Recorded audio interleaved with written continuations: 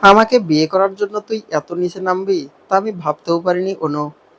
তুই আমার জীবনটা নষ্ট করে দিলি, আমার ভালোবাসাকে শেষ করে দিয়ে খুব শান্তি পাচ্ছিস তাই না? তোর মুখ দেখতেও এখন আমার ঘৃণা করছে। সূর্য ভাইয়ের গর্জনে ঘরের দেওয়ালগুলো যেন কেঁপে উঠল। আমার গালটা তিনি শক্ত হাতে চেপে ধরে কথাগুলো বলে যাচ্ছেন। রাগে তার ফর্সা মুখটা লাল হয়ে গেছে, ব্যথায় আমার চোখ মুখ কুঁচকে আসছে। কিন্তু তার চোখের আগুনের সামনে আমার আর্তনাদ করার সাহসটুকুও কেন যেন পাচ্ছি না। তিনি দাঁতে দাঁত চেপে আবার বললেন, মেজো চাচু ঠিকই চেয়েছিলেন, তোকে এই দুনিয়ায় না আসতে চাওয়ার সিদ্ধান্তটাই সঠিক ছিল। তোর মতো মেয়েরা শুধু মানুষের জীবন কেড়ে নিতে জানিস, জীবন দিতে জানিস না। কেন করেছিস এসব? কথা বল, কি ভেবেছিস? আত্মহত্যা করে আমাকে ব্ল্যাকমেইল করে বিয়ে করবি, আর আমি তোকে বউ হিসেবে মেনে নেব? আমি যন্ত্রণায় কুঁকড়ে গিয়ে অস্পষ্ট স্বরে বললাম, আমি ব্যথা পাচ্ছি সূর্য ভাই, ছাড়ুন। সূর্য ভাই আমার গালটা আরো জোরে চেপে ধরলেন, আর শক্ত আঙ্গুলগুলো মনে হচ্ছিল আমার নরম চামড়া ভেদ করে হাড় পর্যন্ত পৌঁছে যাবে। দাঁতে দাঁত চেপে তিনি চিবিয়ে চিবিয়ে বললেন, তো তুই কি ভেবেছিলি তোর মতো নির্লজ্জ মেয়েকে বউ করে এনে আমি আদর করব? অপমানে আর যন্ত্রণায় আমার ভিতরটা দুমড়ে মুচড়ে যাচ্ছিল। আমি নিজেকে আর সামলাতে পারলাম না, চিৎকার করে বলে উঠলাম, আমি আপনাকে জোর করে বিয়ে করিনি। আপনি নিজে কবুল বলেছেন, পরিবারের সামনে ভালো সাজার নাটকটা আপনি নিজেই করেছেন। এখন আমাকে দোষ দিচ্ছেন কেন? যদি সায়রা আপুকে এতই ভালোবাসতেন তবে কাজের সামনে কবুল বললেন কিভাবে? আপনি তো তবে আমার চেয়েও নিকৃষ্ট। অনু, তিনি চিৎকার করে উঠলেন। হয়তো এই প্রথম আমি তার মুখে মুখে এভাবে কথা বলার সৌন্দর্য ভাইয়ার চোখ দুটো যেন কোটর থেকে বেরিয়ে আসতে চাইল। তার চোখ দুটো যেন রক্তবর্ণ ধারণ করেছে। রাগে কাঁপতে কাঁপতে বললেন, এত বড় বড় কথা আসে কোত্থেকে তোর? এত কিছু করার পরেও আবার মুখে মুখে তর্ক? অবশ্য তোর মতো মেয়েরা তো ভালোই পারে, নাটক করেই তো বাড়ির সবার কাছে আমাকে ভিলেন বানিয়েছিস। তোর কি মনে হয় আমি কিছু বুঝি না? তোর মতো মেয়ে কতটা বিষাক্ত হতে পারে তা জানলে আমি তোকে কখনো কাজিন হিসাবেও পরিচয় দিতাম না। ঘৃণা আসতো আমার নিজের রক্তের উপর। তার কথাগুলো তীরের মতো আমার বুকে বিঁধছিল। তিনি আবার গর্জে উঠলেন, তোর দিকে তাকাতেও আমার গা গুলে উঠছে। আমার ঘর থেকে এখনই বের হ। এই ঘরে, আমার জীবনে আমার কোনো কিছুতেই তোর বিন্দুমাত্র অধিকার নেই। Get out of my room and life. সূর্যভাই আমাকে সজোরে একটা ধাক্কা দিলেন। ধাক্কাটা এতই জোরে ছিল যে আমি তাল সামলাতে না পেরে টেবিলের কোণায় গিয়ে পড়লাম। হাতের কনুইতে প্রচণ্ড চোট লাগলো, কিন্তু সেই শারীরিক ব্যথার চেয়েও সামনের মানুষটার বিষাক্ত কথাগুলো আমার কলিজার তীরের ভিতরের মতো বিঁধছিল। আমি ঝাপসা চোখে তার দিকে তাকিয়ে রইলাম। কিছুক্ষণ আগে দাদু আমাকে নিজে এই ঘরে দিয়ে গেছিলেন। হাসপাতাল থেকে আজই ডিসচার্জ পেয়ে বাসায় আসার পর দাদু বললেন, আজ থেকে আমাকে এই ঘরেই থাকতে হবে। আমি না চাইতেও দাদুর আদেশে বাধ্য হয়েছিলাম। ভাবিনি এই ঘরে ঢুকতেই এমন অভ্যর্থনা পাবো। অথচ কিছুদিন আগেও এই মানুষটাকে নিজের জীবনের সব মনে করতাম আমি, যাকে ঘিরে আমার ছোট্ট পৃথিবীটা ছিল, যার চোখের দিকে তাকিয়ে আমি বাঁচার রসদ পেতাম, যাকে এক পলক দেখার জন্য কত ব্যাকুল হয়ে থাকতাম। অথচ সেই মায়াবী চেহারার আড়ালে এমন একটা নিষ্ঠুর মানুষ লুকিয়েছিল, তা কে জানতো? কি হলো, ড্যাব ড্যাব করে তাকিয়ে আছিস কেন? কথা কি কানে যাচ্ছে না? রুম থেকে বের হতে বলেছি, গেট আউট। সূর্য ভাই আবার চিৎকার করে উঠলেন। তার চিৎকার আমার শরীরের রক্ত হিম হয়ে গেল। অপমানে আর কষ্টে চোখ দিয়ে অবিরাম পানি ঝরছে। এত অপমানের পর এই ঘরে এক সেকেন্ডও থাকার ইচ্ছা রইল না। আমি আর এক মুহূর্ত দাঁড়ালাম না। টলতে টলতে ঘর থেকে বেরিয়ে আসতেই দেখলাম করিডোরের সামনে সায়রা আপু দাঁড়িয়ে, চোখ দুটো আর তারও ভেজা। স্বাভাবিক, তার ভালোবাসার মানুষ অন্য একজনকে বিয়ে করছে, কষ্ট তো তার হবেই। অন্তত সবাই তাই ভাবছে। কিন্তু তিনি কি জানেন, তিনি যতটুকু না সূর্য ভাইয়াকে ভালোবেসেছেন তার চেয়ে সহস্র গুণ বেশি আমি তাকে আগলে রেখেছিলাম আমার হৃদয়ের গহীনে, যে ভালোবাসার কোনো সীমা নেই। আমাকে দেখে তিনি নিজের চোখের পানি মুছলেন। তারপর অস্পষ্ট স্বরে বললেন, অনু, আমি তার ডাকে পাত্তা দিলাম না। করিডোরের এক কোণে নিজুম আপু দাঁড়িয়ে আছে। সেও ছলছল চোখে তাকিয়ে। অন্যদিন হলে আমি তার কাছে ছুটে গিয়ে ডুকরে কেঁদে উঠতাম, কিন্তু আজ হাত পা সব অবশ হয়ে আসছে। নিজুম আপু আজ এগিয়ে এলো না। সে এখনো আমার উপর রেগে আছে, কারণ তার মনের মানুষ ইশতিয়াক ভাইয়াও যে আমাকে ভালোবাসে। কি অদ্ভুত আমাদের জীবনে এই চতুর্কোণ সমীকরণ! আমরা যাকে চাই সে আমাদের চায় না, আর যে আমাদের চায় তাকে আমরা চাই না। আমি যখন নিজের ঘরে ঢুকছি তখন দেখলাম সূর্য ভাইয়া ঘর থেকে বেরিয়ে এলেন। একবার সায়রা আপুর দিকে, তারপর আমার দিকে ঘৃণা ভরা দৃষ্টিতে তাকিয়ে গট গট করে নিচে নেমে গেলেন। যদিও আমি তার তাকানোর অপেক্ষা না করেই দরজা বন্ধ করে দিলাম। দেওয়ালে টাঙ্গানো মায়ের ছবির দিকে তাকালাম, তারপর নিজের বাম হাতের সাদা ব্যান্ডেজটার দিকে। আমি আত্মহত্যা করতে চেয়েছিলাম ঠিকই, তবে সবাই যা মনে করছে সূর্য ভাইয়ার জন্য, আসলে তা পুরোপুরি সত্য নয়। বাবার দ্বিতীয় স্ত্রীর কিছু বিষাক্ত কথা আর আমাকে নিয়ে দেওয়া তার অভিশাপের বোঝা বইতে না পেরে আমি ঝোঁকের মাথায় এই ভুলটা করে ফেলছিলাম, যার শাস্তি হয়তো এখন আমাকে সারা জীবন বয়ে বেড়াতে হবে। বাবা শব্দটা প্রতিটা মেয়ের কাছে আশ্রয়ের নাম হলেও আমার কাছে একটা বিভীষিকা। কারণ আমার বাবা থেকেও নেই। বাবা মাকে প্রচণ্ড ভালোবাসতেন, কিন্তু আমি যখন মায়ের গর্ভে এলাম, মা খুব অসুস্থ ছিলেন। ডাক্তার মাকে গর্ভপাত করার পরামর্শ দিয়েছিলেন, না হলে প্রাণের ঝুঁকি ছিল। বাবা রাজি থাকলেও মা একটা প্রাণ এভাবে মেরে ফেলতে রাজি হননি। বাবা মায়ের উপর রাগ করতেন। তিনি মায়ের ভালোবাসার কাছে সবসময় সেইবারের মতো হেরে গিয়েছিলেন। আমি জন্মানোর সময় মা যখন সবাইকে ছেড়ে চলে গেল, সাথে সাথে আমার বাবার কাছে আমি নামক সদ্য জন্ম নেওয়া শিশুটাও মৃত্যু হয়েছিল। এই বাড়ির বাকি সদস্যরা আমাকে আগলে রেখে বড় করেছেন। তারা আমাকে ভালোবেসে আগলে রাখলেও বাবার কাছে আমি অপায়া। আর আমার জন্যই আমার ভাইয়া, অরণ্য ভাইয়া আজ পরিবারের থেকে নিজেকে দূরে সরিয়ে নিয়েছেন। সত্যি কি আমি অপায়া? পৃথিবীতে কেউ তো অপায়া হয় না। এটা বিশ্বাস করতে নেই, আমিও করি না।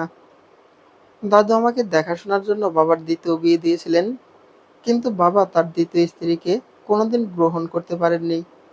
সেই ক্ষোভের আগুনে আমাকে প্রতিনিয়ত পড়তে হয়। বাবার দ্বিতীয় স্ত্রীর মতে আমার জন্ম না হলে মা মরতেন না, আর তাকেও এমন ভালোবাসাহীন সম্পর্কে থাকতে হতো না, যেখানে এত বছর সংসার করেও সে মাতৃত্বের স্বাদ পায়নি।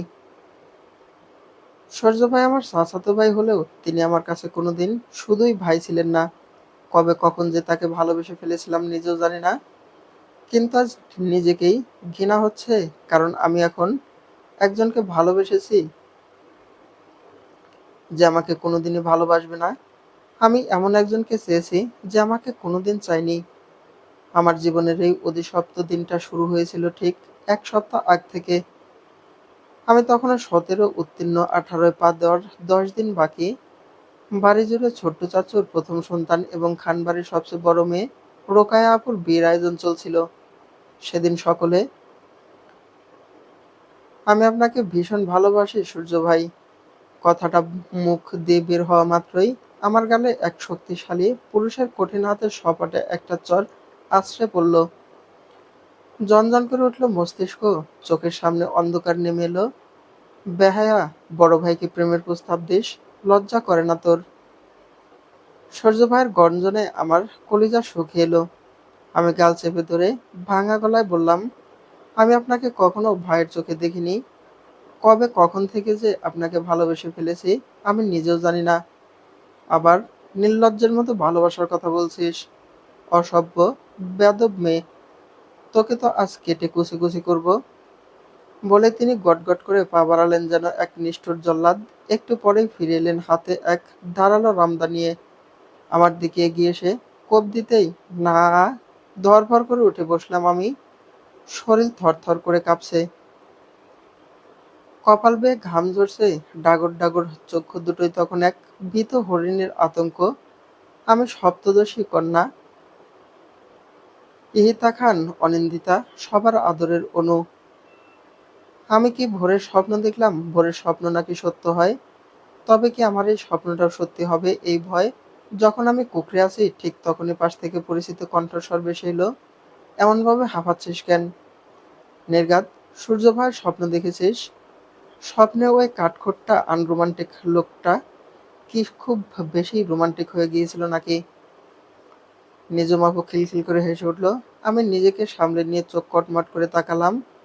নিজম আপু হাসতে হাসতেই বলল, ওভাবে তাকিয়ে আছিস কেন? তোর হৃদয়ের রাজকুমার তো কালকে আসছে। স্বপ্ন আর দেখতে হবে না, কাল সামনাসামনি দেখে নিস তাকে।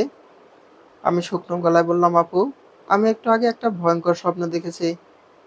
আমি তাকে মনের কথা বলতেই সে রুদ্র মূর্তি ধারণ করলো।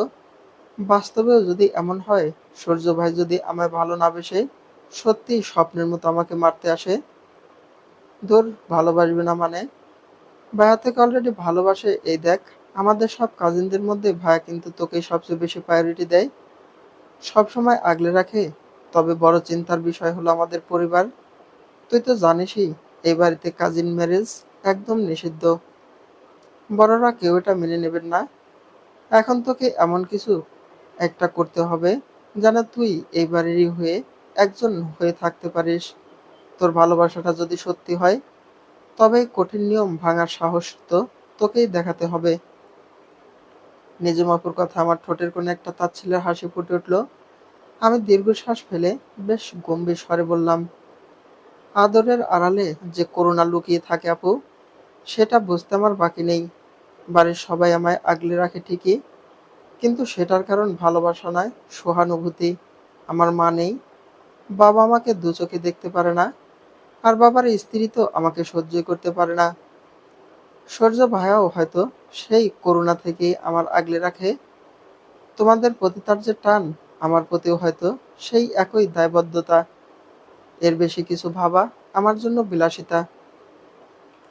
আমার কণ্ঠে ফুটে ওঠা বিষাদ আর চরম সত্যের হাহাকার দেখে নিজম আপু থমকে গেল। সে কিছু একটা বলতে চাইল, কিন্তু পরক্ষণেই আবেগপ্রবণ হয়ে আমায় শক্ত করে জড়িয়ে ধরল। কাউকে লাগবে না তোর, আমি তোকে ভালোবাসি না। চল এখন ওঠ। বাড়িতে বিয়ে আর তুই এখনো পড়ে পড়ে ঘুমোচ্ছিস। ওইদিকে রুকাইয়া আপুর কোনো হুঁশ নেই। লোকে বলে না, যার বিয়ে তার হুঁশ নেই, পাড়াপড়শির চোখে ঘুম নেই। যাই হোক, এই বিয়ের উছিলায় প্রথমবার ফুপিকে দেখব। খুব এক্সাইটেড লাগছে রে। জন্মের পর শুধু গল্প শুনেছি, আজ বাড়ির উৎসবটা সার্থক হবে। আমি স্নান হেসে জিজ্ঞেস করলাম, ফুফরা কখন আসবে? শুনেছি আসতে আসতে রাত হবে। বাড়ির ৩ কর্তা তো তাদের এয়ারপোর্টে আনতে গেল। সূর্য ভাইও কি যাবে? না, সে কাজে ব্যস্ততায় যেতে পারবে না। কয়েকদিন পরেই তো সে ঢাকা থেকে স্থায়ীভাবে এদিকে শাখায় বদলি হয়ে আসবে। তাই কাজের চাপ বেশি, তবে কালকের মধ্যে ছুটি নিয়ে চলে আসবে বলেছে। এতদিন নিজের অনুভূতিকে সামলে রাখলেও প্রতিদিন তাকে সামনে থেকে দেখার পর কিভাবে রাখবো ভাবতেই দম বন্ধ হয়ে আসছে। আমি নিঃশ্বাস ছেড়ে বললাম, ও তাহলে আমি কলেজ থেকে একবার ঘুরে আসি। আজ কলেজ যেতে হবে না। আমিও যাব না, বড় চাচ্চু পারমিশন দিয়েছে, আমার আব্বু মেনে গেছে। আজ রিল্যাক্স কর। আমি টিপ্পনি কেটে বললাম, আজ তোমার ক্রাশ ইশতিয়াক স্যারের ক্লাস আছে। ক্লাসে না দেখলে তিনি তো আবার তার প্রাণের বন্ধু সূর্য ভাইয়ের কাছে নালিশ করে দিবে। ইশতিয়াক নামটা আসতেই নিজুম আপুর চোখ চকচক করে উঠল, কিন্তু পরক্ষণে নিজেকে সামলে নিয়ে ফুঁসে উঠে বলল, ইশতিয়াক ভাইয়ার সব বন্ধুগুলো কেন জানি তারই মতো নিরেট আর কাঠখোট্টা হয়। এদিকে যে আমাদের বাড়ির মেয়েকে তাদের বাড়িতেই বিয়ে দিচ্ছি, সেই খাতিরেও তো একটু ছাড় দেওয়া উচিত। তুই বরং ওই কলেজ ছেড়ে আমার কলেজে ভর্তি হয়ে যা। সূর্য ভাইয়া ওই ওমেন্স কলেজের বাইরে আমায় কোথাও যেতে দেবে না আপু। তোদের প্রেম তো গোপনে গোপনে অনেক দূর। নিজের প্রেয়সী কি কেউ এতগুলো পরপুরুষের মাঝে পাঠাতে চায়? নিজম আপু চোখ টিপল, বাজে কথা বলবা না তো। তোমাকে তো এই কলেজে ভর্তি করাতে চেয়েছিল, দাদুর কাছে কান্নাকাটি করে বেঁচে গিয়েছিলে মনে নেই? নিজম আপু মুখ শুকনো করে বলল, ভুল করেছি। সূর্য ভাইয়ের কথা শোনা উচিত ছিল অন্তত।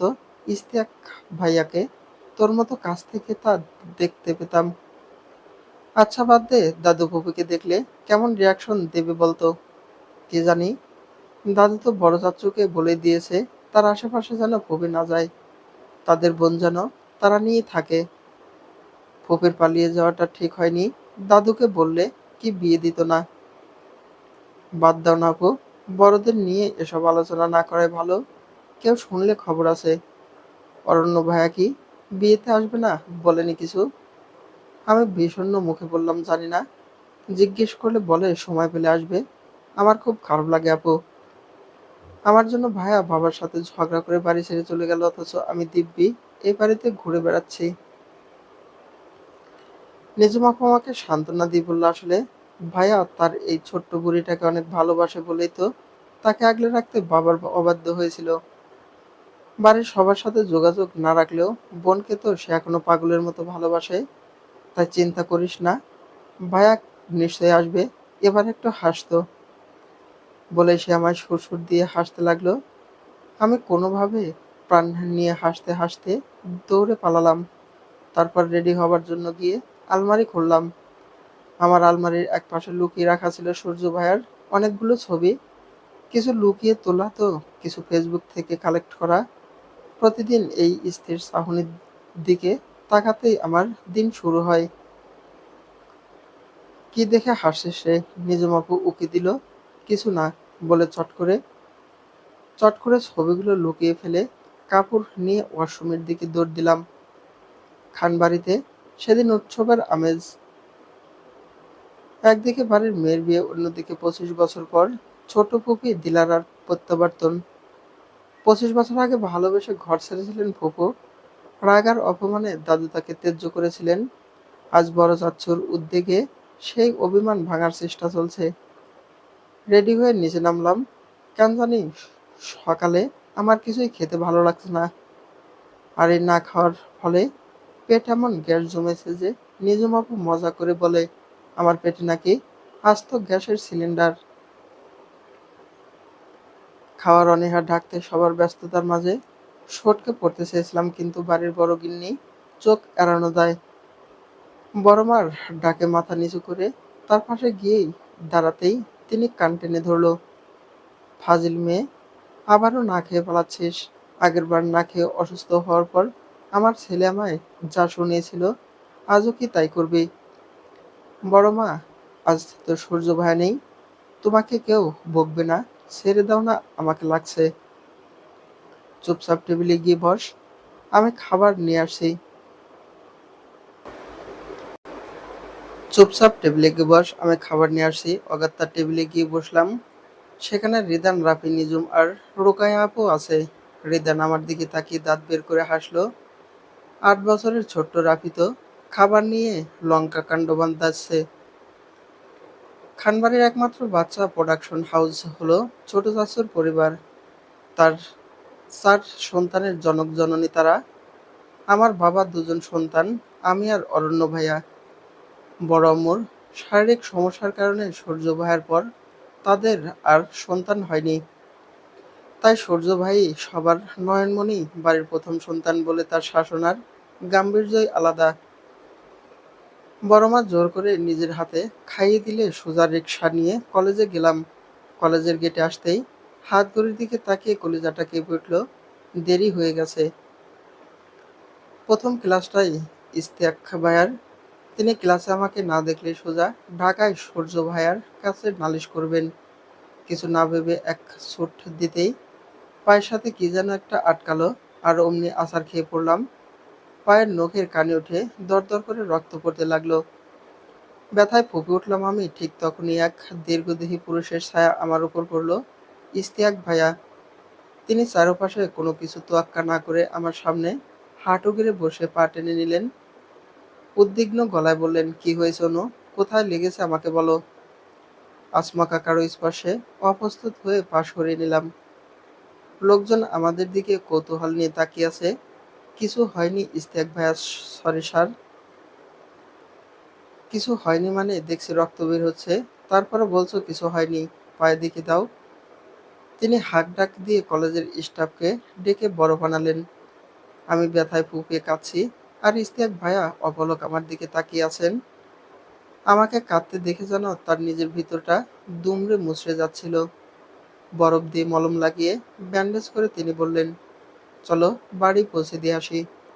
তার কথায় আমি বেশ অবাক হলাম। এত কঠোর নিয়মের মানুষটা আজ ক্লাস না নিয়ে আমায় বাড়ি নিয়ে যেতে চাইছেন। মাঝে মাঝে তার কথায় আমি এর চেয়েও বেশি অবাক হই। তিনি মাঝে মাঝে আমায় খুব অদ্ভুত প্রশ্ন করতেন, যা আমি কিছুই বুঝতাম না। বলতেন, অনু, তুমি কি চোখের ভাষা পড়তে পারো? কখনো নিজের চারপাশের মানুষের চোখের দিকে তাকিয়ে দেখার চেষ্টা করেছো সেখানে কি লেখা আছে? আমার চোখের দিকে তাকিয়ে কি কিছু বোঝা যায়, অনু? আমি তখন বোকার মতো বলতাম, কই, কিছুই তো বুঝলাম না। তিনি দীর্ঘশ্বাস ফেলে বলতেন, ঠিক আছে, আগে বড় হও, তখন বুঝবা। ভাবনা থেকে বেরিয়ে বললাম, কিন্তু ক্লাস? এই পায়ে ক্লাস করার প্রয়োজন নেই। কাল এমনিতেও তোমাদের বাড়ি যাব, তখন আজকের ক্লাসের শিট দিয়ে আসবো। তিনি হাত বাড়িয়ে দিলেন। আমি কিছুটা দ্বিধা করে তার হাত ধরে গাড়িতে বসলাম। আমাকে পৌঁছে দিয়ে তিনি অপেক্ষা করেননি, কলেজের উদ্দেশ্যে চলে যান। আমার এই অবস্থা দেখে বাড়ির সবাই অস্থির হয়ে উঠল। ঠিক তখনই বাবা ড্রয়িং রুমে ঢুকলেন। আমার পায়ের রক্তের দিকে এক পলক তাকিয়ে নির্বাক ভঙ্গিতে পাশ কাটিয়ে চলে গেলেন, যেন তার কাছে আমার কোনো অস্তিত্বই নেই। আমি তার কেউ না। দূরে বাবার দ্বিতীয় স্ত্রী মুখ গম্ভীর করে দাঁড়িয়ে আছেন। ঠিক তখনই নিজম আপু এসে একটা ফোন আমার কানে ধরল। ওপাশ থেকে সেই গম্ভীর গর্জমান কণ্ঠস্বর ভেসে এলো, কালকে বাড়ি এসে তোর পা যদি আমি না ভাঙি, বাদর একটা, সারাদিন লাফালাফি করা চাই তোর। এত কিসের তারা তোর, বেয়াদব? কাকে দেখে এত লাফালাফি করছিস? কথা বলছিস না কেন? কথা বল। ভয়ে ফোনটা আমি দূরে ছুঁড়ে ফেললাম। বুক কাঁপছে আমার। কাল সূর্য ভাই আসবে, আমি রুমের দরজা আটকে বসে থাকবো। না হলে সূর্য ভাইয়া সত্যি কিছু একটা করে বসবেন। এর আগেও একবার সবার সামনে আমাকে 3টে চড় মেরেছিলেন।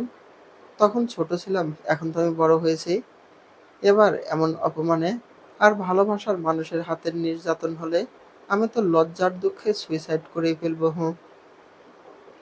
বর্তমান কাঁদতে কাঁদতে চোখ ফুলে গেছে। অতীত ভাবতে ভাবতে ক্লান্ত চোখে কখন যে ঘুমের রাজ্যে তলিয়ে গেলাম জানি না। ঘুম ভাঙল সকালের প্রচণ্ড চিৎকার আর শোরগোলে। নিচে নেমে যে দৃশ্যটা চোখে পড়তেই বুক ধক করে উঠল, শ্বাস যেন গলায় আটকে গেল। নিচে মানুষের চিৎকার আর চেঁচামেচির শব্দে ঘুমটা পাতলা হয়ে এলো। গায়ে ওড়নাটা কোনো মতো জড়িয়ে নিয়ে আমি নিচে ছুটলাম। তবে সিঁড়ির কাছে আসার পর আর পা চলল না, থমকে দাঁড়িয়ে গেলাম। নিচে যেন এক বিছার সভা বসেছে। দাদু আর বড় চাচ্চু শক্ত মুখে সোফায় বসে আছেন, আর তাদের সামনে নির্বিকার ভঙ্গিতে দু হাত পকেটে গুজে দাঁড়িয়ে আছেন আবরার খান সূর্য। তার পরনের কালকের সাদা শার্টটা এখন এলোমেলো, জায়গায় জায়গায় কাদা লেগে আছে, যেন কাদায় গড়াগড়ি হয়ে এসেছেন। চুলগুলো উস্কো খুস্কো, চোখ দুটো রক্তবর্ণ হয়ে আছে। আচ্ছা, তিনি কি কোনো কারণে কান্না করেছেন, নাকি রাগে আর সারা রাতের নির্ঘুম ক্লান্তিতে টকটকে লাল হয়ে আছে, তা আমি বুঝতে পারি না, আর বোঝার চেষ্টাও করতে চাই না। এই মানুষটাকে নিয়ে ভাবলে বুকটা কেন যেন হাহাকার করে ওঠে। এর আগে তাকে এমন অবস্থায় একবারও দেখেছিলাম, তখন আমি ক্লাস 8-এ পড়ি। সেদিনও তার গায়ে কাদা ছিল। তিনি হুট করে আমার ঘরে ঢুকে আমার কোলে শুয়ে পড়েছিলেন। বলেছিলেন, অনু, আমার মাথায় একটু হাত বুলিয়ে দে প্লিজ, আমার ভীষণ কষ্ট হচ্ছে রে। সেদিন আমার কোলে মুখ লুকিয়ে ভুগে উঠেছিলাম। তিনি, তার শক্ত সামর্থ্য শরীরটা কান্নায় দুলছিল, আর্তনাদ করে বলেছিলেন, ও কান এটা করলো, ওকে প্লিজ চলে আসতে বল। আমি আর পারছি না, আমার দম বন্ধ হয়ে আসছে, আমি মরে যাচ্ছি অনু। জানি না তার কান্নার কারণ কি ছিল।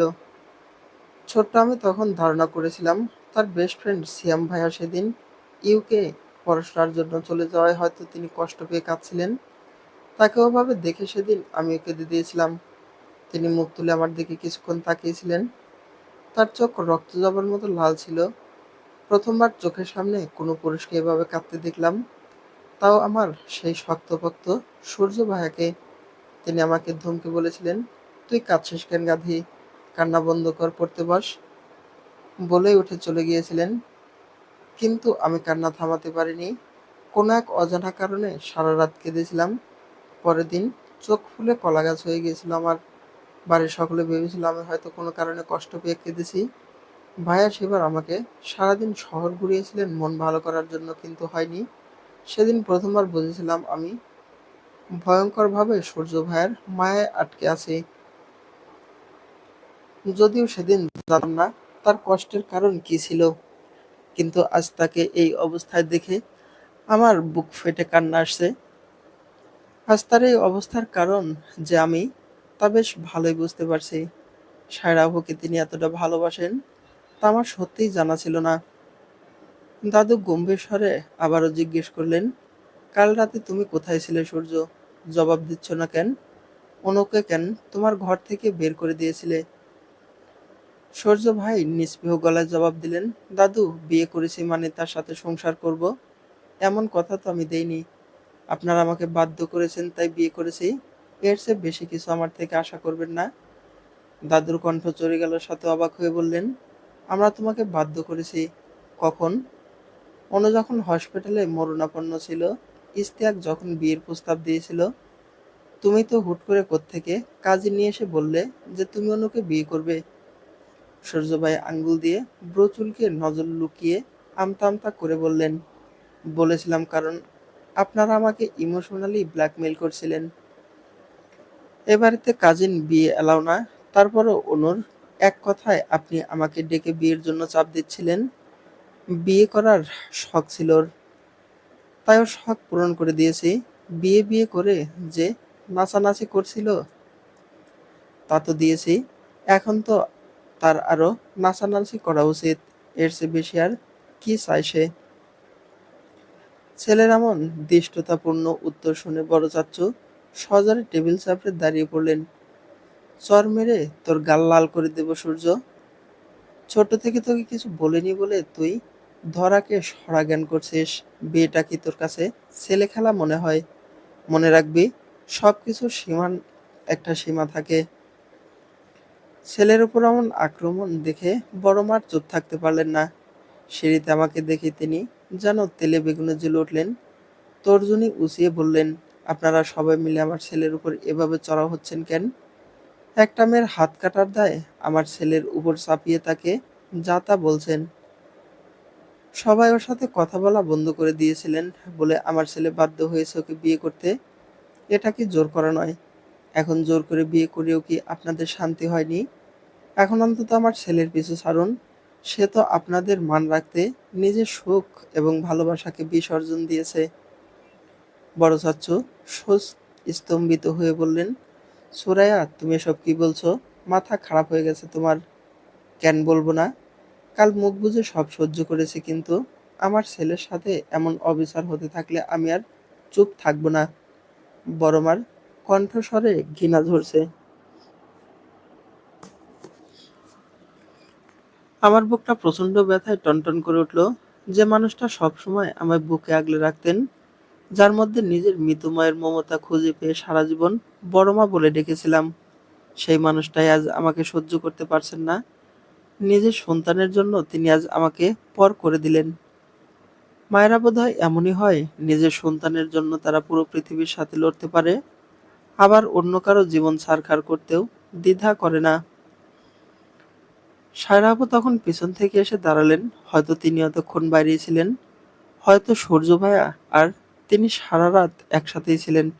ভাবতে আমার দম বন্ধ হয়ে আসছে। ঠিক তখনই সিঁড়ির গোড়ায় দাঁড়িয়ে বাবার দ্বিতীয় স্ত্রী মুখ ঝামটা দিয়ে বলে উঠলেন, বাবা, আপনার একবার আমাদের সূর্যের কথা ভাবা উচিত ছিল। ছেলেটা সায়রাকে ভালোবাসতো, আর আপনি তাকে এমন একটা অপায় মেয়ের সাথে জুড়ে দিলেন যে কিনা জন্মের তার মাকেই শেষ করে দিল। কথাটা তিনি সম্পূর্ণ করতে পারলেন না। সূর্যবাই রক্তচক্ষু নিয়ে তাকাতেই তিনি কথা গিলে ফেলে নিলেন। আমি আর সেখানে এক মুহূর্ত দাঁড়াতে পারছিলাম না। চোখ ফেটে কান্না আসছে। যতবার চাই সামলে উঠতে, ভাগ্য যেন ততবার আমায় পড়তে দেয়। সায়রাপুর দিকে একবার চোখ পড়ল, তিনি করুণ চোখে সূর্যের দিকে তাকিয়ে আছেন। আমি জানি না এই সম্পর্কের আসলে তৃতীয় পক্ষকে। সায়রা আপু নাকি আমি নিজে। ছুটে সোজা ছাদে চলে আসলাম আমার প্রিয় কাঠ গোলাপ গাছটার কাছে। এটা নাকি আমার মায়ের প্রিয় ফুল ছিল, তাই হয়তো ওই ফুলের প্রতি আমারও টানটা অন্যরকম। মনে মনে এক চরম সিদ্ধান্ত নিলাম, ভয়ঙ্কর সিদ্ধান্ত। এটাই সবার জন্য ঠিক হবে আমার, সূর্য ভাই এবং পরিবারের সকলের জন্য। এখন শুধু দাদুকে একা পাওয়ার অপেক্ষা। স্থির আকাশের দিকে তাকিয়ে আমি ডুব দিলাম 1 সপ্তাহ আগের সেই স্মৃতিতে, যেদিন আমার জীবনে সায়রা আপুর আগমন ঘটেছিল। অতীত। সেদিন রাতে বাড়ির প্রতিটি সদস্যের মনে এক অস্থির অপেক্ষা। একমাত্র দাদাজান ছাড়া সবাই ড্রয়িং রুমে। তার অমতে ছোট্ট ফুফি বাড়িতে আসছে, এই কাণ্ড তিনি মানতে পারছেন না। যদিও মনে মনে তিনিও হয়তো চেয়েছিলেন ফুপি ফিরে আসুক, তবুও তার জেদ আকাশ ছোঁয়া। খানবিলাস সদর গেটের সামনে দুটো বড় গাড়ি থামলো। গাড়ি থেকে নামলেন ফুপি দিলারা। বেশ স্বাস্থ্যবান আর আভিজাত্যের ছাপ তার অবয়বে। বড় মা হাসিমুখে এগিয়ে গিয়ে বললেন, আমেরিকার ননদ, অবশেষে আপনার দেখা পেলাম আমরা। ফুপি হেসে এগিয়ে এসে বললেন, কেমন আছেন ভাবি? ভাবিনি আপনাদেরকে আর কোনোদিন দেখতে পাবো। আল্লাহ চাইলে সবকিছুই সম্ভব ননদিনী। বড় মা আর ছোট চাচি তাকে দেখে জড়িয়ে ধরল। ননদ ভাবির এমন মিলন সচরাচর দেখা যায় না। আমি নিজুম আপু আর রিদান রাভি অবাক হয়ে দেখছিলাম বড়দের এই আবেগজনিত মিলন। তখনই গাড়ি থেকে এক সুন্দরী যুবতী মেয়ে নামলো। হালকা লালচে চুল, টানা টানা চোখ আর পরনে লং গাউন। মেয়েটার রূপ যেন কোনো অপ্সরীকে হার মানাবে। যদিও পোশাকটা নিয়ে তার মুখে বিরক্তির ছাপ স্পষ্ট, মনে হচ্ছে পোশাকটা তার ইচ্ছের বিরুদ্ধে পরানো হয়েছে, তবুও সে সেটা সামলে চলছে। তার এক হাতে ধরা ছোট্ট একটা বাচ্চা ছেলের মতো। ফুপি পরিচয় করিয়ে দিলেন, ও আমার বড় মেয়ে সায়রা, আর ও ছোট ছেলে ববি। ওদের বাবা অফিসের কাজে আটকে গেছে, 2-3 দিন পরেই চলে আসবে। রাফি ববির দিকে তাকিয়ে ফিসফিস করে বলল, আপু, ববি আবার মানুষের কেমন নাম? আমাদের চৌরাস্তার মোড়ে কুকুরের একটা বাচ্চা আছে, লাল রঙের। আমি তো ওকে ববি নামে ডাকি। আমি ফিসফিসে ধমক দিলাম, চুপ করো। বড়দের কানে গেলে কান লাল করে দেবে। বড় মা সায়রার দিকে চিবুক ছুঁয়ে বললেন, মাশাআল্লাহ, মেয়ে তো দেখি জান্নাতি হুর। ফুপি হেসে উঠে বললেন, কার মেয়ে দেখতে হবে না? তারপর জিজ্ঞেস করলেন, তা যার জন্য আসলাম সেই বিয়ের পাত্রী কই? রোকায়া আপু এগিয়ে আসতেই ফুপির চোখ ছলছল করে উঠল। নিশ্চয়ই মনে নেই তোর ফুপুকে? না থাকারই কথা। তখন তো ছোট ছিলি, কত বড় হয়ে গেছিস, বিয়ে হচ্ছে। দোয়া করি অনেক সুখী হ মা। হঠাৎ বড় হাসি মুখে বলে উঠলেন, রোকায়ার পরে সিরিয়ালে তো আমাদের সায়রা মামুনি আছে। আমাদের সায়রা মামুনির বিয়েও কিন্তু এ বাড়িতে বসেই হবে। কি বলো মামুনি, রাজি তো? সায়রা আবু কিছুটা লজ্জা পেল। বড় মার কথাগুলো আমার মোটেও ভালো লাগলো না। আমি বরাবর সুন্দর মানুষদের প্রশংসা করতে ভালোবাসি। সায়রা আবুকে দেখেও ভালো লেগেছিল, কিন্তু বড় মার এই বিয়ের প্রসঙ্গটা যেন মনে কাটার মতো বিঁধল। আমি ওখান থেকে সরে যেতে নিলেই ফুফি ডেকে উঠলেন, তুমি কোথায় যাচ্ছ? পরিচয় তো হলো না। নাম কি তোমার? কার মেয়ে তুমি? ছোট্ট কাকিমণি আমাকে তার সামনে গিয়ে মাথায় চুমু দিয়ে বললেন, ও হলো আমাদের অনু, এই বাড়ির আলো, মেজো ভাইজানের মেয়ে। ফুফি ছলছল চোখে আমাকে জড়িয়ে ধরলেন, কপালে চুমু খেয়ে বললেন, কেমন আছিস মা? তোর মায়ের সাথে শেষ যখন ফোনে কথা বলছিল, তুই তখন তার পেটে ছিলি। তার কত আশা ছিল তোকে নিয়ে। সে যে এভাবে অকালে চলে যাবে ভাবিনি। খবর পেয়েও একটা বারের জন্য মুখটাও দেখতে পারিনি।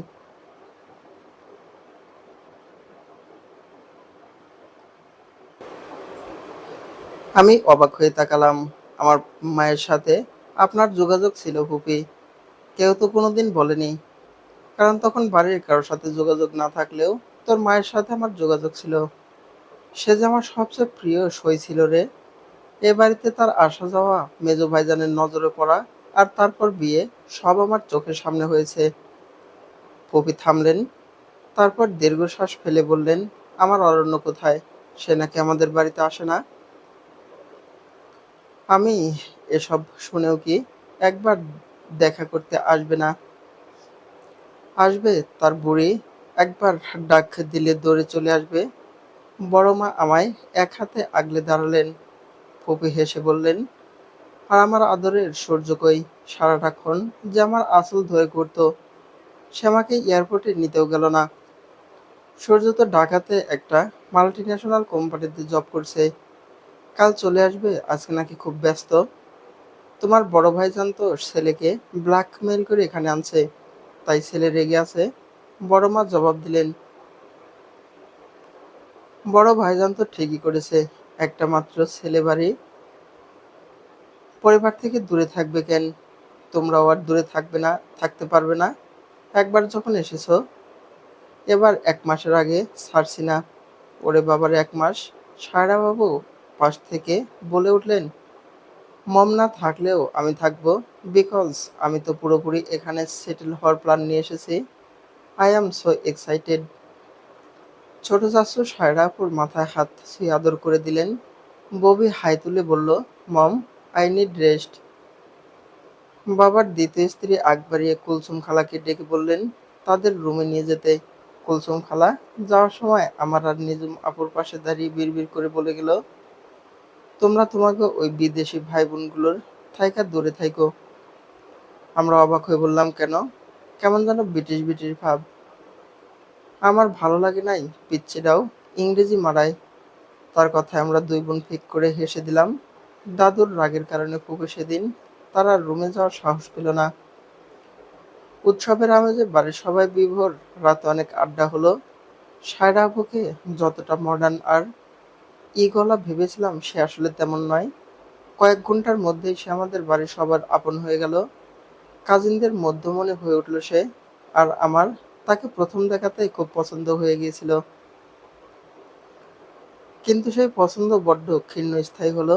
কারণ সায়রা আপুর নিজের অজান্তেই আমার প্রিয় জিনিসগুলো ভাগ্যযজ্ঞে পেতে শুরু করলেন। আর আমি দুর্ভাগ্যবশত হয়ে রইলাম সেদিন থেকে, যেদিন সূর্য ভাই বাড়িতে আসলেন। লনের ঘাসে বসে বড়রা চায়ের আসরে মগ্ন, ছোটরা ছোটাছুটি ব্যস্ত, আর সায়রা আপু সকালের স্নিগ্ধ পরিবেশে শুভ্রসন খানভিলার অন্দরমহলটা বেশিদিন বেশ জমজমাট ছিল। লনের সবুজ ঘাসের উপর বড়রা চায়ের আসরে মশগুল, ছোটদের ছোটাছুটিতে চারপাশ মুখর। আর সায়রা আপু, তিনি নির্বিকার চিত্তে আমার প্রিয় দোলনাটায় বসে আছেন, কানে এয়ারপ্যাড গোজা, নির্দিষ্ট মনের ট্যাবে মগ্ন। ঘুম থেকে উঠে বারান্দায় দাঁড়িয়ে দৃশ্যটা দেখে বুকের ভিতরটা অভিমানে চুরমার হয়ে গেল। এই দোলনাটা শুধু আমার, ওখানে আমি ছাড়া কাউকে বসতে দেই না, অথচ সায়রা আপু কত অবলীলায় সেখানে দখল করে জমিয়েছেন। নিজের প্রিয় জিনিসের উপর অন্য কারো ভাগ বসানো মেনে নেওয়ার মতো অত উদার আমি অন্তত হতে পারবো না। অভিমানে মুখ ফুলে বারান্দা থেকেই সোজা রুমে ঢুকে পড়লাম, নিচে আর নামিনি। সকাল থেকে কেউ কিছু জিজ্ঞেস করলেই না বা হুঁ বলে এড়িয়ে গেছি। নিজুম আপু কয়েকবার ডাকতে এলেও সাড়া দেয়নি, যেন মুখে কুলুপ এঁটেছে। মনে মনে নিজেকে বোঝাচ্ছি, কয়েকদিনের জন্য তো এসেছে, আবার তো চলেই যাবে। অতিথি মানুষ বসুক না। কিন্তু অবাধ্য মন কি আর প্রথম মানে? নিজের প্রিয় জিনিসে ভাগ বসানো যে কতটা কষ্টের তা শুধু ভুক্তভোগীই জানে। তার উপর কালকের পায়ের ব্যথাটা আজ যেন আরো ঝাঁকিয়ে বসেছে। সকালবেলা রুকায়া আপু এসে নিজের হাতে খাইয়ে দিয়ে গেছে, সাথে বোনাস হিসেবে জুটেছে হাজারো বকা। আজ বাদ কাল আপু বিয়ে করে চলে যাবে, তখন আবার কি হবে? সত্যি বলতে ইদানীং কোনো এক অজানা কারণে আমার চেয়ে আমার জীবন নিয়ে রুকায়া আপুর যেন ভাবনা বেশি হওয়ারই কথা। বড় বোনেরা তো মায়ের সমতুল্য হয়, এর জন্যই হয়তো লোকে বলে বড় বোনদের গা থেকে নাকি মায়ের শরীরের গন্ধ আসে। রোকায়া আপু আপন না হয়েও আমার জন্য যা করে, তা কোনো আপন বোনের চেয়েও কম নয়। আগে ভাই আমাকে সবসময় আদর করে খাইয়ে দিত। সে বলতো, এই বুড়ি, এত কম খেলে মানুষ হবি কি করে? নিজেকে তো একটু যত্ন করতে হবে নাকি? একদম হাড্ডে সার হয়ে যাচ্ছিস। ভাইয়ের কথা মনে পড়তেই বুকটা হু হু করে ওঠে। বাবার দ্বিতীয় স্ত্রী যখন আমার কোনো অনুমতি না নিয়ে মায়ের একমাত্র স্মৃতি বিজড়িত শাড়িটা অন্য একজনকে দিয়ে দিয়েছেন। আমি কেঁদে তাকে অনেক কথা বলেছিলাম, যার জবাবে সে আমাকে আর আমার মৃত মাকে নিয়ে বিষাক্ত কথা শোনাচ্ছিলেন। তখন অরণ্য ভাইয়া হুট করে এসে সব শুনে ফেলে এবং তাকে অনেক কড়া কথা শোনায়, এমনকি সেদিন সে বাবাকে পর্যন্ত ছাড়েনি। বাবা তখন চড়া গলায় ভাইয়াকে উদ্দেশ্য করে বলেছিল, সারাদিন আমার টাকায় উড়িয়ে আমার মুখে মুখে তর্ক করছিস, বলে যাস না যার জন্য আজ তোর মা আমাদের সাথে নেই, সেই মেয়ের হয়ে তুই বাবার মুখে তর্ক করছিস। এই মেয়েকে যে কখনো আমি এই বাড়িতে পালছি, এটাই তো অনেক বড় ভাগ্য। ভাইয়া সেদিন ভীষণ রেগে গিয়েছিল, বাবাকে কঠোর গলায় বলেছিল, মা মোটেও ওনার জন্য মারা যায়নি, জন্ম মৃত্যু কারো হাতে থাকে না আব্বু। আমার বোনকে আপনাকে আর পালতে হবে না, আমি নিজেই ওর সব দায়িত্ব নিতে পারবো। আপনি বরং আপনার স্ত্রীর মৃত্যু শোক পালন করুন, দয়া করে আমার বোনকে অপবাদ দেওয়া বন্ধ করুন। ভাইয়া সেদিন এতটাই রেগে গিয়েছিল যে আমাকে নিয়ে বাড়ি থেকে বেরিয়ে যেতে চেয়েছিল, কিন্তু বাড়ির সকলে আমাদের আটকে দেয়। আমিও দাদু আর বড় আম্মুদের ছাড়তে চাইনি, কিন্তু ভাইয়া এই বাড়িতে এক মুহূর্ত থাকতে রাজি হলো না। শেষমেশ আমাকে রেখে যেতে বাধ্য হয়েছিল সে। ভাইয়া এক বস্তে এই বাড়ি ছেড়ে চলে গেল। সে এখন আর বাবার থেকে টাকা নেয় না, এখন সে নিজে চাকরি করে প্রতি মাসে নিয়ম করে আমার জন্য টাকা পাঠায়, যাতে কারো দয়ে আমাকে চলতে না হয়। পড়াশোনার পর খরচ সে একা বহন করে। প্রথম প্রথম বড় চাচ্চু রাগ হলেও ভাইয়ের এই আত্মসম্মানের কাছে হার মেনে নিয়েছেন। আপু খাইয়ে দিয়ে যাওয়ার পর বই নিয়ে বিছানায় একা বসে রইলাম। পায়ের ব্যথাটা ভীষণ বাড়ছে। নিচের লোনে তখন অন্য দৃশ্য, রাফি সায়রা আপুর পাশে গিয়ে ঘেঁষে বসলো। কি দেখো আপু? সায়রা মুচকি হেসে বললেই তো, টম ক্রুজের মুভি, আমার ফেভারিট হিরো, বলতে পারো শি ইজ মাই ক্রাশ। রাফির কাছে সায়রা আপুকে মোটেও খারাপ লাগেনি। কাল রাতে এসেছে অথচ এরই মধ্যে সবার সাথে একদম মিলেমিশে একাকার হয়ে গেছে।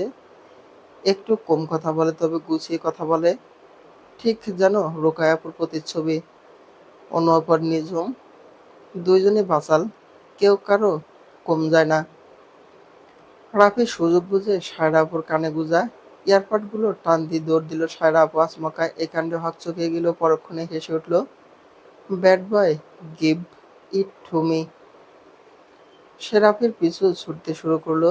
ববি আর রিদানও তাতে যোগ দিলে মুহূর্তে পরিবেশটা কলকলিয়ে উঠল। আচমকা পা পিছলে পড়ে যেতেই সায়রা ভয়ে চোখ বুজে ফেলল, কিন্তু সে কোনো ব্যথা অনুভব করলো না, বরং অনুভব করলো কোনো এক বলিষ্ঠ হাত তাকে আগলে রেখেছে। সায়রা ধীরে ধীরে চোখ খুলল। সামনে দাঁড়িয়ে এক গম্ভীর ও আকর্ষণীয় পুরুষ, তীক্ষ্ণ শক্ত চোয়াল, সুঠাম দেহ, হালকা টিট করা দাড়ি, চোখে দামি সানগ্লাস আর সিল্কি চুলগুলো বাতাসে অবিন্যস্ত ভাবে উঠছে।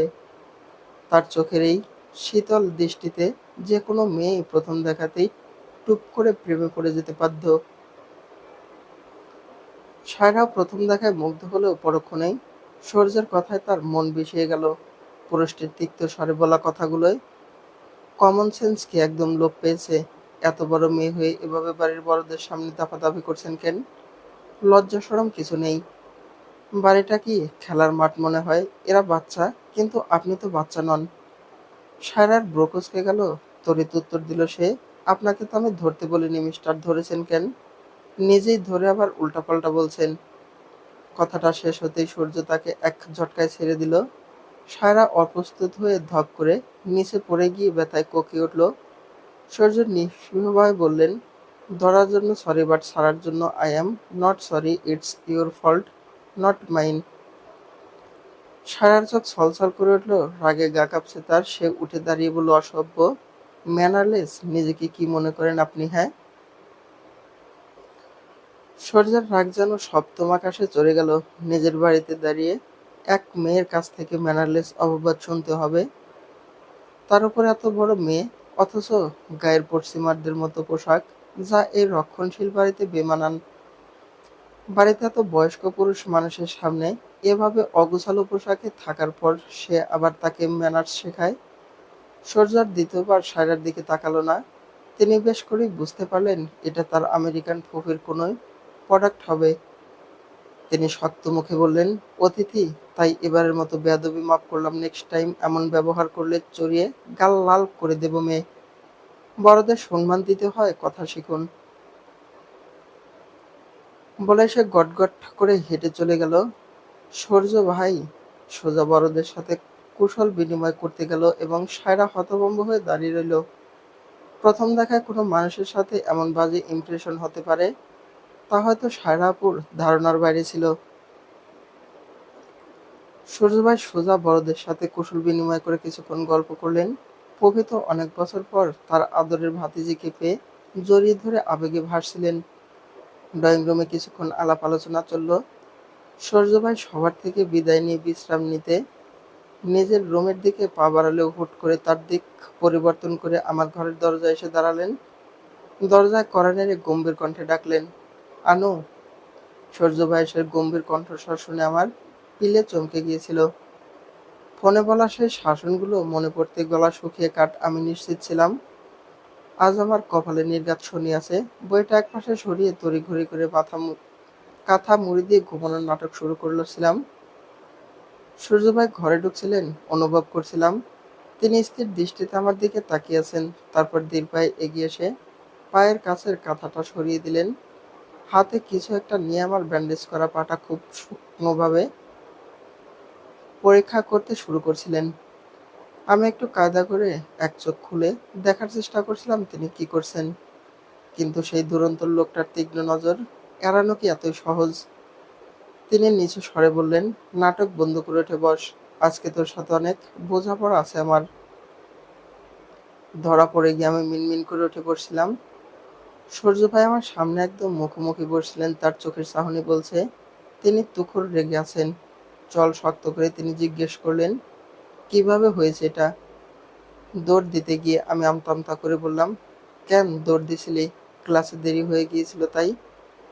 ক্লাসে তোর জন্য কে অপেক্ষা করছিল রে, যার জন্য তোর এত তাড়া ছিল? আমি তার চোখের দিকে তাকাচ্ছিলাম।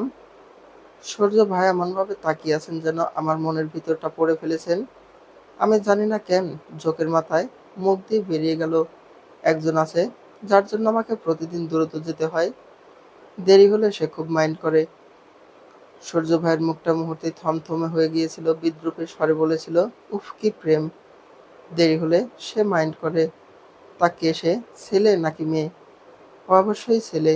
তার উপরের রাগ থেকেই আমি কিছুটা জেদ করেই বললাম, কি? কি বললি? আর একবার বল, শুনতে পাইনি আমি। সূর্য ভাইয়া আমার দিকে ঝুঁকে এলেন। নাক টিপলে এখনো দুধ বের হয়, তার আবার একজন আছে, সে আবার ছেলে। তোর কলিজা দেখে আমি অবাক হচ্ছি অনু। বয়স কত তোর? এখন মাইন্ড করা কাকে বলে সেটা আমি তোকে দেখাচ্ছি, তোর দোলনার স্বাদ আমি মিটিয়ে দেবো আজ। বলে সূর্য ভাই আশেপাশে কিছু একটা খুঁজতে শুরু করছিল। তার হাত গিয়ে পড়লো পড়ার টেবিলে থাকা আমার স্টিলের স্কেলটার উপর। সেটা হাতে নিতে আমার আত্মা খাঁচা ছাড়া হওয়ার জোগাড়। আমি ভয়ে তোতলাতে তোতলাতে বলে ফেললাম, আমি তো তোমার কথা বলেছি। ক্লাসে না দেখলে ইশতিয়াক ভাইয়া তোমার কাছে নালিশ করে, আমি সেটাই বলছি, অন্য কিছু না। সত্যি বলছি। কিন্তু সূর্য ভাই থামেনি। সেই স্কেলটা হাতে নিয়ে আমার দিকে ধীর পায়ে এগিয়ে আসছিলেন। আমার তখন নারীর শ্বাস ওঠার মতো অবস্থা, হার্টবিট যেন গলার কাছে এসে লাফাচ্ছিল। হুট করে মাথায় এক বুদ্ধি আসতে আমি জ্ঞান হারানোর ভান করে বিছানায় এলিয়ে পড়ছিলাম। সেদিন সূর্য ভাই বোধহয় সত্যি খুব ভয় পেয়ে গিয়েছিলেন। তার হাতের স্কেলটা হাত থেকে পড়ে গেল। তিনি অস্থির হয়ে আমার গালে হাত রেখে ডাকতে শুরু করলেন, এই অনু, কি হয়েছে তোর? এই, আমি তো মারিনি। তাকা আমার দিকে, চোখ খোল। এই, এই ছোট পাখি প্লিজ চোখ খোল। আমি কিছু করিনি অনু, আমার দম আটকে আসছে। চোখ খোল প্লিজ। সত্যি বলতে সূর্য ভাইয়ের মুখে এই ছোট্ট পাখি ডাকটা আমার কাছে সবচেয়ে প্রিয়। যদি তুমি আমাকে সব সময় ডাকতেন না, নিজে যখন মনে হতো শুধু তখনই একবার ডাকতো। সূর্য ভাইয়ের সেই গগনবিদারী চিৎকার শুনে বাড়ির সবাই হন্তদন্ত হয়ে ছুটে এসেছিল। ছোট চাচ্চু তো ভয়ে ডক্টরকে কল করে দিয়েছিলেন। সবাই যখন দিশেহারা তখন কুলসুম খালা বিট ঠেলে সামনে এসে বলেছিলেন, আর ডাক্তার লাগবে না। সূর্য বাবা, আমার এই জুতাটা শুকায় শুকায় ধরো নাকের কাছে। দেখবা ঠাস কইরা ঠিক হয়ে যাইব। সূর্য ভাই এমন অবান্তর কথা শুনে রাগী চোখে খালার দিকে তাকালেন, কিন্তু খালা কোনো তোয়াক্কা না করে নিজের পায়ের জুতা খুলে আমার নাকের কাছে আনতে চেয়েছিলেন।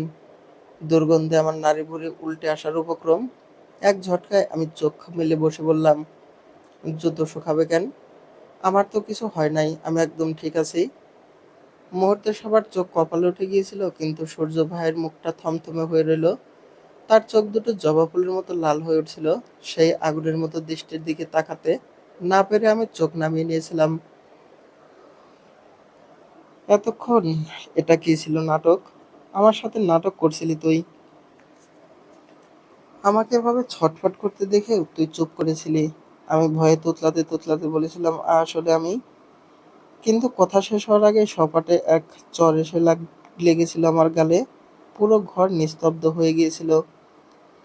সূর্যভাই দাঁতে দাঁত চেপে বলেছিল, ইম্যাচিওর বাচ্চা একটা।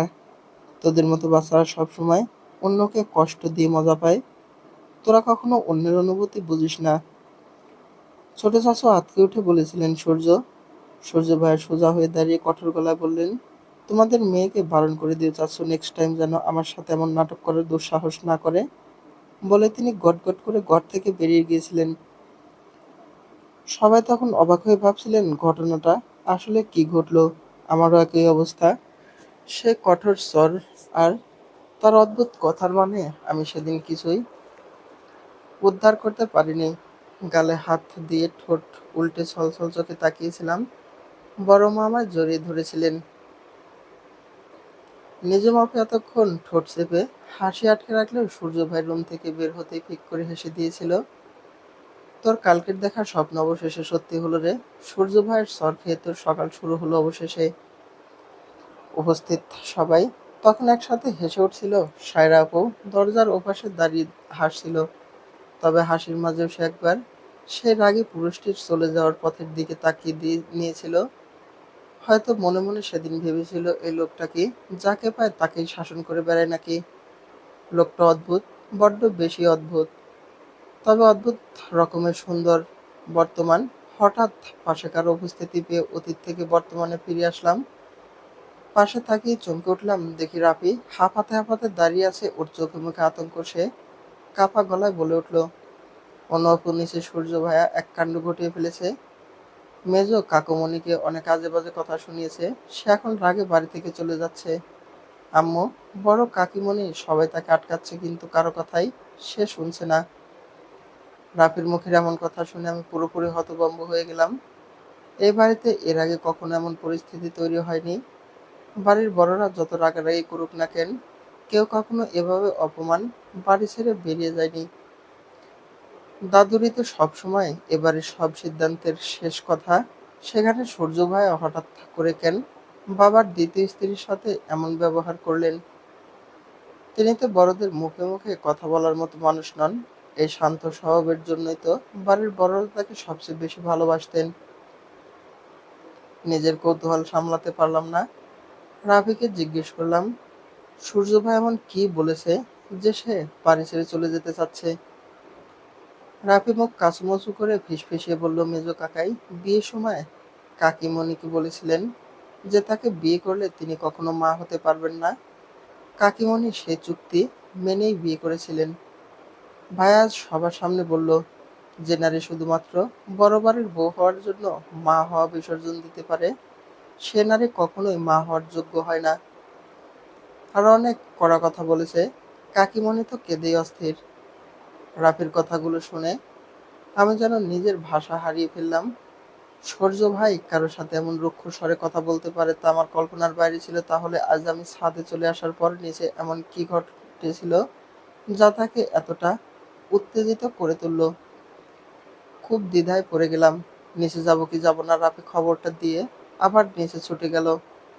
আমি কিছুক্ষণ স্তম্ভিত হয়ে বসে রইলাম, তারপর ধীরে ধীরে পা বাড়ালাম নিচের দিকে। দোতলায় আসতেই পায়ের গতি থমকে গেল। এক অতি পরিচিত, প্রিয় অথচ গম্ভীর ব্যথায় নীল হয়ে যাওয়া কণ্ঠস্বর গিটারের ঝংকারের সাথে ভেসে এলো আমার কানে। এগিয়ে গিয়েও পিছিয়ে আসি। কেন পেরোতে চাই না একা? এই পথের নাম পাবে নিজের দাম। তুমি একবারও দিলে না। তাই তো তোমাকে খুঁজি অল্প আলোতে রোজই। ইচ্ছে তোমার বুঝি কে জানে। তাই জানি না, জানি হয়ে অভিমানী। হেরেছি জিতেছি কে কতখানি, এভাবে স্বভাবে করেছি তোমায় আমার। গানের সুর আর কথার গভীরতা বলে দিচ্ছে গানটা তিনি ভীষণ আকুলতা নিয়ে কার উদ্দেশ্যে গাইছেন। দীর্ঘশ্বাস ফেললাম যার জন্যই হোক না কেন, এই গানের সুর অন্তত আমার জন্য নয়। কি অদ্ভুত, যার জন্য একজন মানুষ অপমানে বাড়ি ছেড়ে চলে যাচ্ছে, সেই সূর্য ভাই এখন দিব্যি বসে গিটার বাজাচ্ছেন। এ বাড়িতে বোধহয় এমন নির্লিপ্ততা এই প্রথম দেখলাম।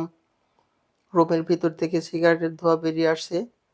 আমি ভালো করেই জানি তার হাতে গিটারের সাথে জ্বলন্ত সিগারেটও থাকবে।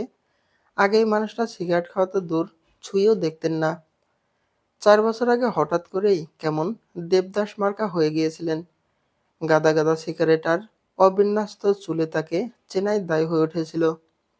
তারপর আবার হুট করে সেই বন মানুষ থেকে মার্জিত মানুষে ফিরে এসেছিলেন তিনি।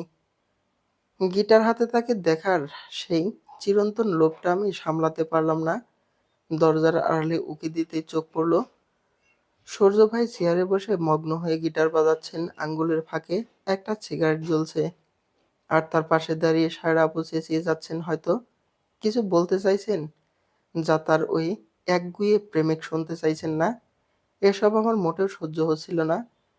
নিব্বানিব্বির ঢং দেখে বুকের ভিতরটা জ্বলে যাচ্ছিল। আমার এই অবাধ্য হৃদয় আর চোখ সব সময় আমার সাথেই বেইমানানি করে। কিন্তু এবার আমি আর এই বেইমানিকে প্রশ্রয় দেব না। একবার হাতে ছুরি চালিয়ে শরীরকে ক্ষতবিক্ষত করেছি, এবার হৃদয়ের উপর চালাবো। তবে সেটা অদৃশ্য ছুরি যা দেখা যায় না, কিন্তু ভিতরে ক্ষতবিক্ষত করে দেয়। ভিতর থেকে গানের পরবর্তী কলিগুলো ভেসে আসছে। এলে নীলচে মাস, আমি সাজাবো ঘাস, তুমি পা ফেলে আনবে বাহার। এলে মেঘলা দিন, আমি খুব রঙিন হয়ে সামলাবো আকাশ তোমার। হঠাৎ হাতের ফোনের নোটিফিকেশন জ্বলে উঠল। কালকে ভাইয়া সবকিছু বলার পরে ভাইয়া কোনো কথা বলেনি, কল কেটে দিয়েছিল। তারপর এখন তার শুধু একটা মেসেজ আসলো, ছুটি পেয়েছি আমি আসছি। ব্যাস এটুকুই। বুক চিরে এক দীর্ঘশ্বাস বেরিয়ে এলো। আর সেখানে দাঁড়িয়ে থাকার শক্তি অবশিষ্ট রইল না। সূর্য ভাইয়ের এই রঙিন আকাশটা যে সায়রা আপুর জন্যই সাজানো, তা বুঝতে আর বাকি নেই। দ্বিতীয়বার ওদিকে না তাকিয়ে বুক ভরা একরাশ অভিমান নিয়ে সোজা নিচের তলার দিকে পা বাড়ালাম। নিচে গিয়ে দেখি ডাইনিং টেবিলে বাবা শান্ত মনে খাবার খাচ্ছেন। আমি অবাক হলাম, যার স্ত্রীর অপমানে বাড়ি ছেড়ে চলে যাচ্ছে, সে মানুষটা কিভাবে এত নির্বিকার হয়ে গ্রাসে গিলছে। মাঝে মাঝে বাবার দ্বিতীয় স্ত্রীর জন্য সত্যিই মায়া হয়। আবার নিজের মায়ের ভাগ্যের কথা ভাবলে মনে হয় মা কতটা ভাগ্যবতী ছিলেন যে বাবা তাকে জান প্রাণ দিয়ে ভালোবাসতেন। কিন্তু আমি তার মেয়ে হয়েও কেন এমন দুর্ভাগা হলাম। বড় মা টেবিলের খাবার গুছিয়ে রাখছেন। সায়রা আপু নিচে নেমে বড় মাকে উদ্দেশ্য করে হতাশ গলায় বললেন, মামুনি, তোমার ছেলেকে বোঝানো আমার পক্ষে সম্ভব না। সে আমার কোনো কথাই শুনলো না, এমনকি ঠিকমতো তাকালোও না। বড় মা একবার আর চোখে আমার দিকে তাকালেন, তারপর কোনো কথা না বলে রান্নাঘরের দিকে ছুটে গেলেন। আমি আর এক মুহূর্তও ওখানে দাঁড়িয়ে থাকতে চাইলাম না। উপরে যাওয়ার জন্য পা বাড়াতেই সায়রা আপু খপ করে আমার হাত ধরে ফেললেন। অনু, একটু দাঁড়াও। তুমি আমার সাথে কথা বলছো না কেন? আমি তো কোনো অপরাধ করিনি।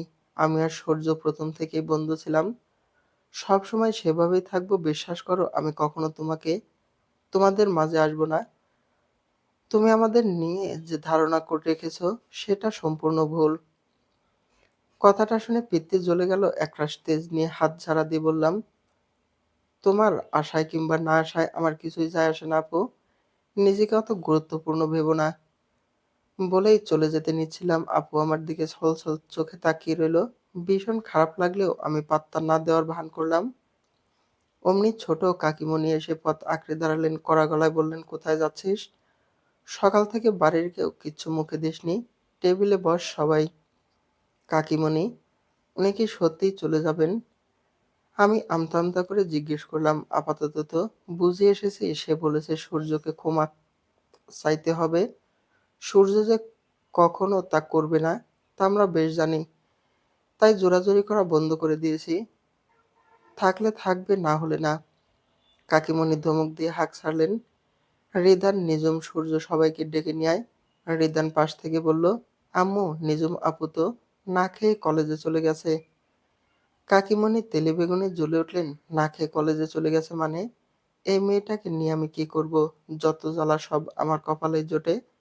আমি বললাম, কাকিমণি, আমার খিদে নেই। চুপ করে খেতে বসো। ধমক খেয়ে বাধ্য হয়ে চুপচাপ খেতে বসলাম। কিছুক্ষণ পর সূর্য ভাই এলেন। আজও তার পাশের সিটটা সায়রা আপু দখল করে বসলো। অথচ অতীত বলে অন্য কথা। আগে সূর্য ভাই বাড়িতে আসলে এই পাশের সিটটা ছিল আমার অঘোষিত সম্পত্তি। সেদিন যখন সূর্য ভাই বাড়িতে আসলেন, সায়রা আপু ওভাবে পাশে বসেছিল দেখে বুকটা ফেটে যাচ্ছিল। ভেবেছিলাম সূর্য ভাই হয়তো বলবেন, এটা আমার ছোট পাখির জায়গা সায়রা, তুমি অন্য কোথাও বসো, কিন্তু না।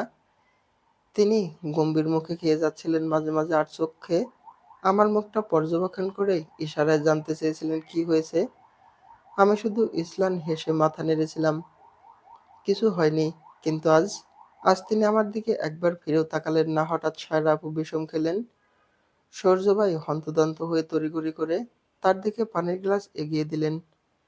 মাথায় হাত বুলিয়ে দিতে দিতে অস্থির হয়ে উঠছিলেন। সায়রা আপু পানি খেয়ে ভীষণ চোখে সূর্য ভাইয়ের দিকে তাকিয়ে কাশি আটকানোর চেষ্টা করতে লাগলেন। পপি পাশে বসে বললেন, কি যে করিস না তুই। সায়রা আপু ক্ষীণ স্বরে বলল, মম, গলায় মনে হচ্ছে কিছু একটা বেঁধেছে। বড় মা এক লোকমা সাদা ভাত নিয়ে এগিয়ে এসে বললেন, দাঁড়াও মা, হাঁ করো, আমি খাইয়ে দিচ্ছি। দেখবে গলার কাটা বা যাই বিঁধে থাকুক নেমে যাবে। দৃশ্যটা দেখে আমার মুখটা মুহূর্তেই ফ্যাকাশে হয়ে গেল। আগে বড় মা আমাকে নিজের হাতে খাইয়ে দিতেন, অথচ সায়রা আপুর গলার কিছু বিঁধেছে বলে তাকে খাইয়ে দেওয়ার জন্য তিনি আজ কতটা ব্যাকুল। আমি মাছ বেছে খেতে পারি না জেনেও আজ আমাকে একবার জিজ্ঞেস করা দূর, ফিরেও তাকালেন না। আমার গলা দিয়ে আর খাবার নামলো না। পেট ভরে গেছে বলে উঠে চলে আসলাম, কেউ খেয়াল করলো না। চেয়ার ছেড়ে আসার সময় অনুভব করলাম কারো হাতের স্পর্শ। কেউ একজন আমার হাতটা ধরতে গিয়েও মাঝপথে থেমে গেল। আমি আমল দিলাম না, কারণ আমার মস্তিষ্ক আর হৃদয়ে তখন অন্যরকম রক্তক্ষরণ হচ্ছে। তখন কিন্তু সিঁড়ির কাছে আসতেই দেখলাম সূর্য ভাইও না খেয়ে উঠে গেছেন। সবাই অবাক চোখে তার দিকে তাকিয়ে আছে, কিন্তু তাতে তার বিন্দুমাত্র ভ্রুক্ষেপ নেই। আমার তাতে কি? আমি এখন দাদুর কাছে যাব। আমার জীবনের সিদ্ধান্ত এখন থেকে আমি নিজেই নেব। রাস্তার মাঝখানে আকস্মিক একটা গাড়ি ঝড়ের গতিতে এসে থামলো। গাড়ির গতি এমন ছিল যে মনে হচ্ছিল আজ নিঝুমকে টপকে যাবে। নিঝুম ভয়ে চোখ শক্ত করে বন্ধ করে ফেলল। কিছুক্ষণ পর নিজেকে অক্ষত দেখে চোখ মেলল। রাগে তার পিত্তি জ্বলে গেল।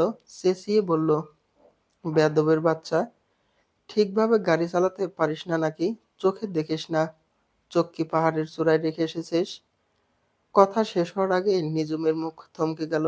গাড়ি থেকে ইশতিয়াক নামলো। ভ্রু কুঁচকে গম্ভীর মুখে দাঁড়িয়ে আছে সে।